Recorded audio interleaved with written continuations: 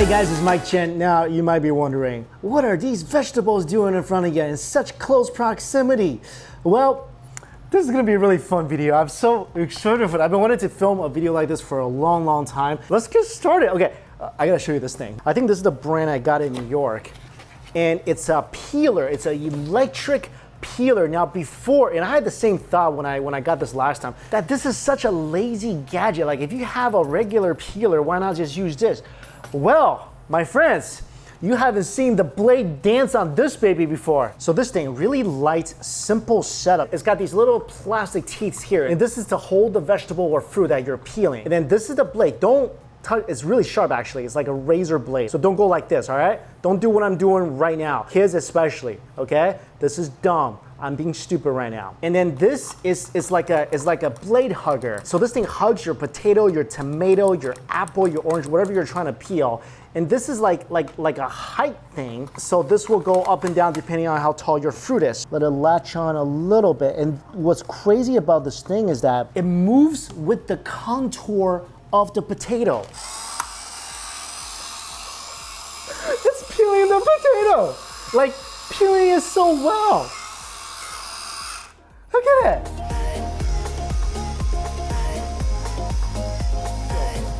Not only is your potato peeled perfectly, like perfectly, I don't know about you, that was really visually enjoyable. That was like watching the Saw edition of Mr. Potato Head. And look at this. Perfectly peeled potato. And there's really not much potato left on the skin. It's not like taking a chunk off the potato. So if you want to make curly fries, you can take this, you can chop it up, add some flour, paprika, some seasoning, but it does take a while. So I'm just gonna salt and pepper this, put this whole thing into the air fryer. Let's see what happens.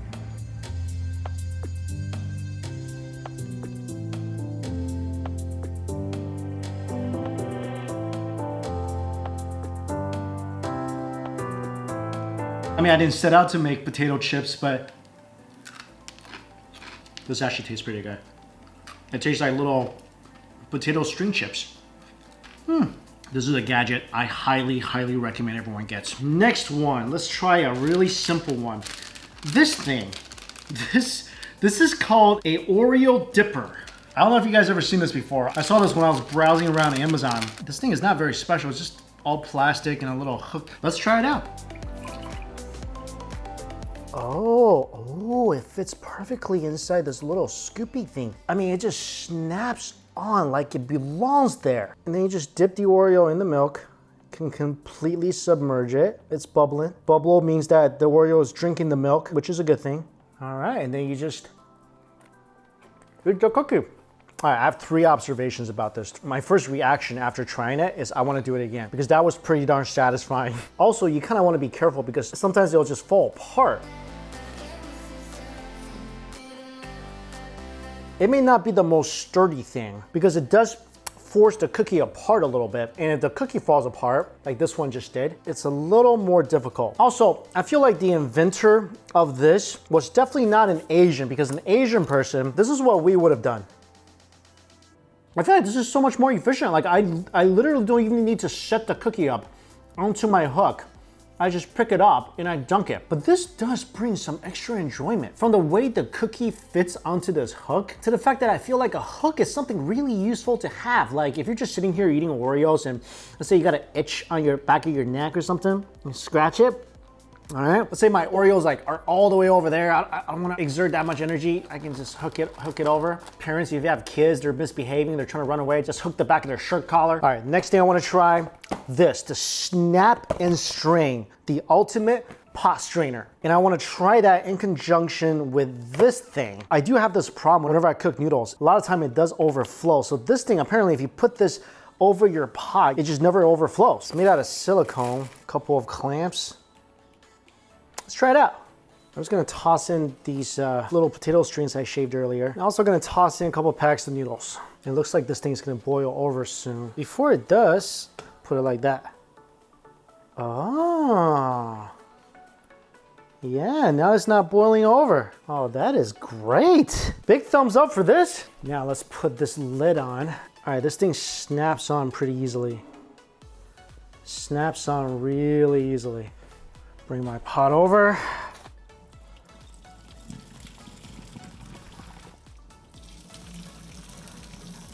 All right. I have it basically upside down now almost, and this thing is securely fastened. All the water is dispersed, and the pasta and the potato strings are left in the pot. Fan-freaking-tastic. Onion Chopper Pro. I bought one of these things before and it turned out to be a disaster. I hit it once and the whole thing just broke. So either it was very cheaply made or I am just incredibly strong and have a huge hatred for vegetables. That does sound like me though. Huh, okay. There's two slicers. One is bigger size than the other. I guess you just slice it. So let's try it, carrot. Whoa, that has such a satisfying finish. And there's not a lot, if you can see here, there's not a lot trapped on this blade. It's just a minuscule amount and it comes off really easy. I mean, obviously if you want it thinner, you would have sliced the carrot first, then placed it in here, but I just want to see how it chops. And man, this thing chops so well. Like, it makes me want to stir fry stuff again. All right, let me try this onion. Put it into my slicer. Oh, this thing has such a crazy finish. It makes chopping things borderline addictive. And it all just pops in here, perfectly diced. This thing is one of my favorite things to use now whenever I want to stir fry things. I've never been one to have good knife skills, and I'm lazy. And plus, I think what you can do here is you can chop the vegetables and you can use whatever you want. And what you don't use, just like put it in here, put it into the fridge, and cook it up the next day. Another great little gadget. I'm really geeking out today. Like, I don't have a lot of hobbies in my life. I like working, I love filming videos, I love food, obviously, I like to work out. I don't really do much else with my time, but this innovation plus food, I'm loving this. Yo, let's make some s'mores. This is a professional microwave s'more maker. This looks like, honestly, something you get at the toys aisle, right? It looks and feels cheap, but all right, let's see if it works. Okay, so you fill the water to there, I guess. Okay. Again, I don't know what the water does besides steaming up the microwave oven. So I do have graham cracker, I do have marshmallows. I don't have chocolate, but I do have Kit Kat. I'm gonna use Kit Kat. Graham cracker is placed here. I'll put a Kit Kat on each side. Jumbo marshmallow on top of that. And then another graham cracker. I really don't feel like these arms really do much. And this will go into the microwave. 30 seconds. Wow, that arm really didn't do much, did it? Again, like I mentioned, what exactly is the purpose of this arm thing? It does nothing. It's so light. It doesn't press on it doesn't hold anything together. Thanks, man. It's just extra stuff I gotta clean. I mean, this left one kind of worked out well. Let's see. Ooh, oh, wow. Oh, that's just, I think my marshmallow might have been too big. Oh, the chocolate melted nice. I like it. I mean, it is a perfect s'more. Perfectly melted marshmallow. And if you guys never put a Kit Kat bar instead of a piece of chocolate in a s'more, you need to do that stuff next time you go camping. It's like double crunch. Despite my distaste for this thing, it is a perfect s'more. Let's try it without, let's see what this water does. This is just pure curiosity. Like, would it be really different without the water? Because I think that's essentially what you're paying for. The little moisturizer thing here. Also, let's use some smaller marshmallows. Oh, these things come off so easily. I don't think I would even call this a kitchen gadget. I would just call this a toy. Let's try. All right, so these s'mores came out pretty well. Good degree of meltiness. Chocolate has melted. Taste. Like my heart clocked up a little bit. Yeah, so right now I kind of don't understand what the point of this thing is. All I'm seeing is the key to a perfect s'more is just 30 seconds in the microwave. I mean, it's kind of fun if you want to just do it with your kids and be like, hey, look, this little plastic arm is holding the whole s'more together, and that's where the magic comes from. Otherwise, I'm kind of confused by this whole thing. One final experiment. We're not going to use this thing at all, and we're just going to take a plate. All right, this one toppled a little bit. You know what? I know what it tastes like now. It tastes like you could save 20 bucks and not buy this. I mean, cool little idea, but for $25, the same amount as my delightfully amazing chopper of my enemies, the vegetables. Wait a minute. This thing is only 20. How dare you cost $5 more than this? All right, here. I know what these little arms can do now. I'm not worthy. I'm not worthy. I bow down to you. I shouldn't cost $5 more than you. Yeah, you bow down to the chopper. Again, fun with kids for 25 bucks? All right. Otherwise, nah. All right, the next 3 gadgets all have something to do with eggs. This one is the egg cracker. Just in case, you know, this motion is just too cumbersome. It's the Easy Egg Scrambler. This is the egg cracker. It seems really complicated for something as uncomplicated as cracking eggs. So the egg is placed like this, I guess. Oh, I mean, it cracked, but this thing really didn't do anything. That was kind of fun. All right, let me try it one more time. Ah, honestly, that's kind of cool. I mean, I like the fact that the egg yolk and the egg whites can separate and the eggshell doesn't explode everywhere and no pieces of eggshell got into my bowl. I mean, it seems completely unnecessary, but when you're like making cakes, you need the egg whites and the egg yolks to separate. This is pretty good for that. All right, let's try this egg scrambler. So there's a needle on the bottom. You just put the egg into the needle, but that's not easy to do. Okay. All right, put the egg in here. Whoa, it is spinning fast. The egg looks like it's in a carnival ride. The point of this was to just mix the egg with this little needle. So it kind of blends the egg on the inside. So when you open it, hang on a second, I can use my egg cracker again. So when you open this, it's all scrambled together. I like this. I mean, it's a little unnecessary, but it's fun. Next one, still about eggs. This is a everyday egg cooker. It can make 7 eggs any style. This one is for the regular egg. So you can use this to make a soft-boiled egg, medium egg, or hard-boiled egg. And this is used to make poached eggs.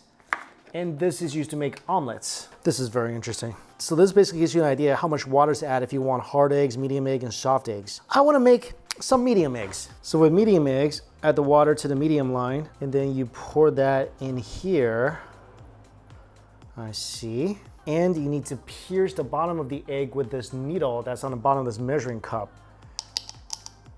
Okay. So really, like, this is pretty important, this measuring cup. And I'll put the eggs here, cover it up. So this will take 9 minutes to cook. What? It's playing that song when it's done. I think this is done. This is a medium egg.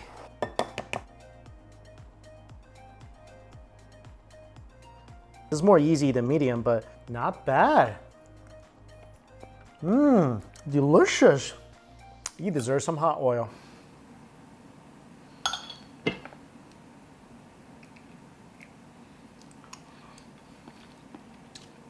I think if you want medium, do leave it in there a little longer. That was awesome though. So poached egg, I guess you just put it here.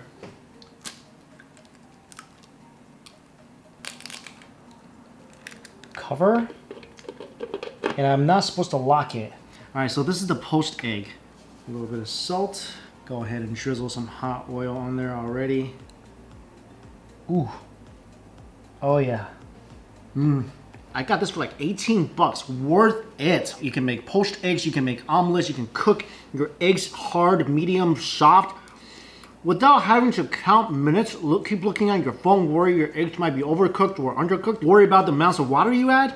This thing, wow, I feel like my life just got easier. It did. All right, next up, I totally forgot about this. I didn't even see this. Finger pal. What this does is that you put it on your finger and you can eat snacks without getting your finger dirty. First of all, this is all the same size, and my thumb, I feel like, is about to lose circulation. And to test this out, I have flaming hot Cheetos.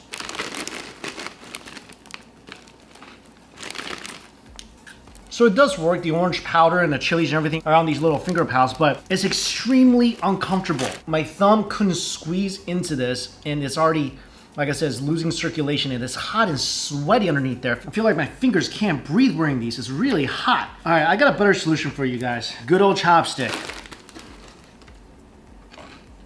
Much easier. This thing looks intense. This is a Hamilton Beach sandwich toaster. This is for making breakfast sandwiches. All right, so here you put the bottom half of the sausage McMuffin or whatever your breakfast sandwich is, and then your ham and cheese, and this goes on top of that. This here is where you're gonna put your egg in the top half of your muffin, and then you put it like that, I guess. All right, I think I got it. Let's try this out. So you gotta be careful with this. As soon as I plugged it in, there's no on-off switch. As soon as I plugged it in, this thing started to heat up already. All right, so that goes on the bottom. A couple slices of pepperoni. Cheese goes on top of that. That goes there. One egg goes on top. And you're supposed to pierce the yolk. I'm gonna pierce it with chopsticks. And you top this with the other side of the muffin and you close it up. It doesn't have a timer, so you're gonna have to just time this. And apparently it needs to cook for 4 to 5 minutes. Time's up. And I think you're supposed to just do this. Yep. But then like part of the egg is stuck here. Wow, so this came apart. Let me try to salvage some of this egg.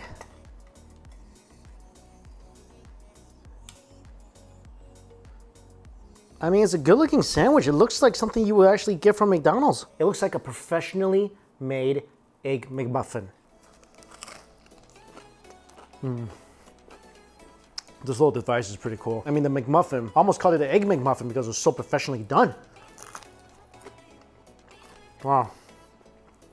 This is good. The English muffin is perfectly toasty. Soft inside, uber crunchy outside. The egg is magnificent. Fluffy and yolky exactly where it should be. I'm gonna tell you how to make this better. Little Japanese mayo. Everyone should have some Japanese mayo. Kimchi, stay with me. Marshmallow. I'm just kidding, we're not putting marshmallow in this. How'd you guys, didn't I? All right, check out this sandwich.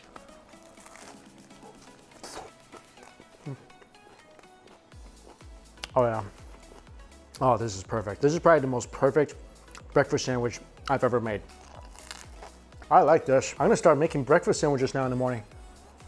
Today's gadgets, the best ones, anything to do with veggies and eggs. Like all these egg gadgets, I adore these things. And let's give a shout out to the most underrated gadget of all, the chopstick. Seriously, the king of all utensils. You go out camping, you forget your fork, break off a couple branches and there you go. Wow, I made a mess, but that was really fun today trying all these gadgets out. Anyway, guys, hopefully you found it helpful. I'll put all the links to everything I tried out here in the description box below in case you want to pick up one of these. Disclaimer, none of them are sponsored. All the opinions are my own. If you tried any of these before, let me know how you like in the comments below. And of course, don't forget, store is now open to get your plushie and dumpling slippers. Seriously, these are so cozy. And we're home a lot, so we deserve to be cozy. As always, thank you all so much for watching. Ooh. Cheetos in my breakfast sandwich. Not bad. So there.